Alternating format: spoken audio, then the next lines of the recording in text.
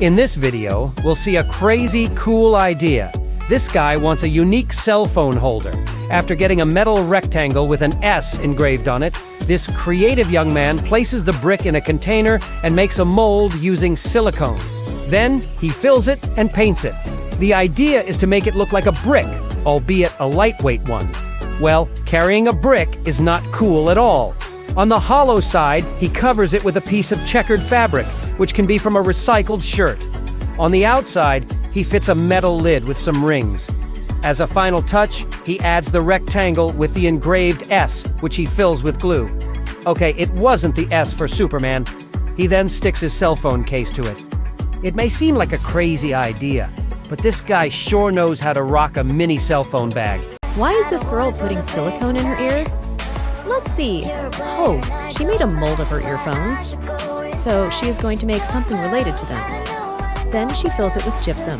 With some putty, she creates a beautiful snail that matches the mold of her ear.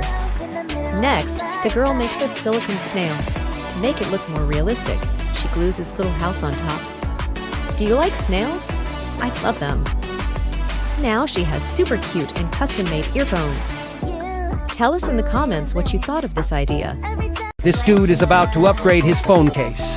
He's got the tools for it, so why not? Let's see how it goes. After carving the mold, he places the phone inside a container and covers it with silicone. Okay, he fills the mold he created with liquid plastic.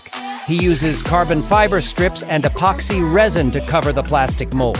He fits it snugly and trims the excess. Nice, he's very meticulous. With a specific tool, he makes the hole for the camera. And as a special and unique touch, he engraves his initial on the spectacular and super cool case he has made.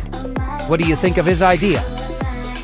It may seem like this guy is going through a lot of trouble to make a unique phone case, but the end result is worth it. Let's see him work. First, he made an exact mold of his phone using silicone. This material does not damage the device. With the mold obtained, he created a paraffin foam that he then used to create another mold in epoxy resin. He needed this because he had to work with molten metal. Once he obtained an exact replica of his phone in metal, he started working with the leather. First, he cut out a template in leather using a strange but sophisticated and precise machine. To be able to handle this piece of leather, he had to soak it in water. This allows it to be manipulated at will. He paints the leather and shapes it to the exact size of his phone, makes the necessary openings, and adds a magnet so he can use it while driving his vehicle. Did you see that the effort was worth it? The phone case looks beautiful.